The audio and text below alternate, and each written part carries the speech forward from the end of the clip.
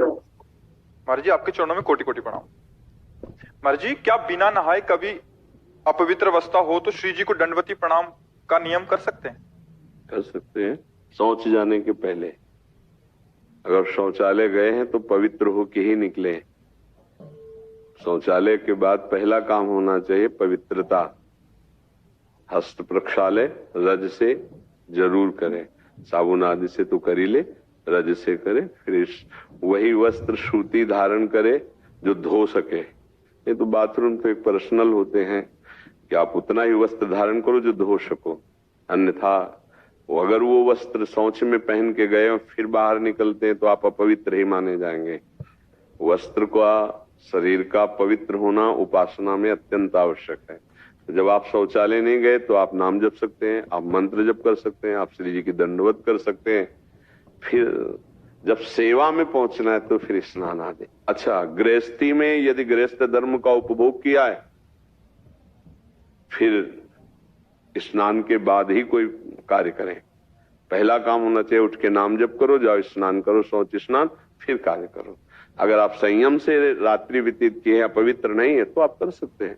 गृहस्थ में होता है ना, तो उसमें सावधानी ये दो चीजों की रखनी है कि जिस शैया पर आप शयन करते हैं वो शैया गृहस्थी में प्राय अपवित्र होती है, तो उस शैया पर बैठकर गुरुमंत्र आदि नहीं जप सकते। आप उसमें नाम जप कीजिए, फिर पवित्र होइए, फिर आसन पे बैठ के जप कीजिए। अब जैसे साधु महात्माओं की शैया परम पवित्र होती है तो जगह जब मंत्र शुरू कर दिया, फिर शौच स्नान गए, फिर तो ये चीजें थोड़ा ध्यान रखने की बातें हैं। अगर आप पवित्र हैं तो आप दंडवती कर सकते हैं। आप अगर ऐसा तो फिर आप स्नान आदि के द्वारा, क्योंकि आपका प्रश्न सब गृहस्थों के लिए उत्तर होगा, तो इसलिए ऐसा। महाराज जी क्या श्री जी की सेवा में दूध आदि को ठंडा करने के लिए फूंक मारना सही है? नहीं नहीं नहीं नहीं, बिल्कुल नहीं। उसके लिए आप वो जो छोटे पंखे होते हैं उनसे किया जाए, क्योंकि हम अगर आपको चेक करना है तो जैसे हम बात कर रहे हैं, आप ऐसे शीशा या कुछ आप रख दीजिए, कागज ही रख दीजिए, तो हम चाहे जितना संभाल के बोले छिट्टियां आ जाएंगी, क्योंकि इसमें रस निकलता रहता है। तो जब ऐसे करेंगे तो हमारे थूक के साथ कोई न कोई कण गिरेगा, वो अपवित्र हो जाएगा, भोग लगाने योग्य नहीं होगा। कुछ भी ऐसे नहीं। अगर रसोई भी बनाने का नियम है तो उसमें फोकनी रखी जाती थी, ऐसे डालेंगे तो वायु वहां शुद्ध होके जाएगी, बीच में जैसे कण भी थूक के निकले तो वो फोकनी में ही रह जाएंगे। तो अग्नि पवित्र और रसोई पवित्र बन रही है। कुछ पवित्रता का जो निर्वाह है, ठंडा करने के लिए छोटे पंखे आते हैं, ऐसे हाथ से पंखे कर दिए, थोड़ी देर में ठंडा हो गया उचित, और फिर भोग लगा दिया। मुख से तो ना करें ऐसा। और रसोई बनाते समय बातचीत करने के लिए भी मना किया गया है, क्योंकि हम जैसे आटा लगा रहे हैं, बातचीत कर रहे हैं, अगर चिट्टी पड़ गई तो भोग लायक नहीं रहा।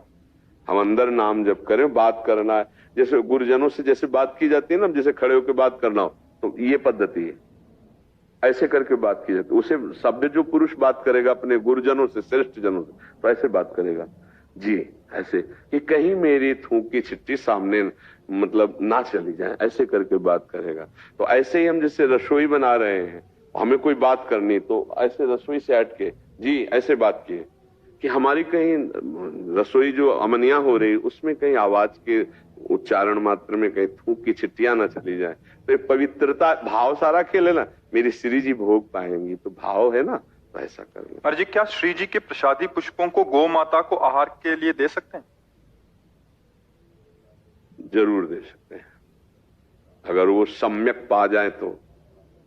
अगर वो छोड़ देती हैं तो एक किनका भी प्रसादी पुष्प का जो श्री जी के श्रृंगार में लगा है, उस पे जब आपका पैर पड़ेगा तो सारे पुण्य नष्ट हो जाएंगे। इसीलिए उसको सुव्यवस्थित करके, जैसे हम यमुना जी, गंगा जी जहां धाराएं हैं, तो धारा से 10 हाथ पहले बालू खोद लें और खोद के उसमें नीचे करके ऊपर से बालू डाल देते।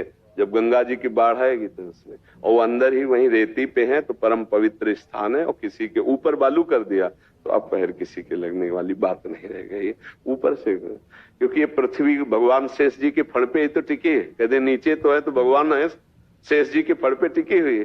तो हम ऐसे मर्यादा से कर ले। जैसे हम गाय को डालेंगे तो हमें लगता है सम्यक वो प्रसाद भावना से गाय तो आएगी नहीं, तो गाय माता ने पूरा खा लिया था, लेकिन गुलाब के पुष्प छोड़ दिए थे। तो वही हम कह रहे, एक भी पंखुड़ी अब वो पैर में पड़ेगी तो हमारी उपासना भंग हो जाएगी। पवाने में कोई दोष नहीं। मान लो गुलाब का फूल प्रसादी होता था, हम ही पा लेते हैं, श्री जी ने विराजमान, मान लो राधा नाम विराजमान है और गुलाब के फूल में विराजमान, तो पूरा प्रसादी है, तो प्रसादी हम पा लेते थे।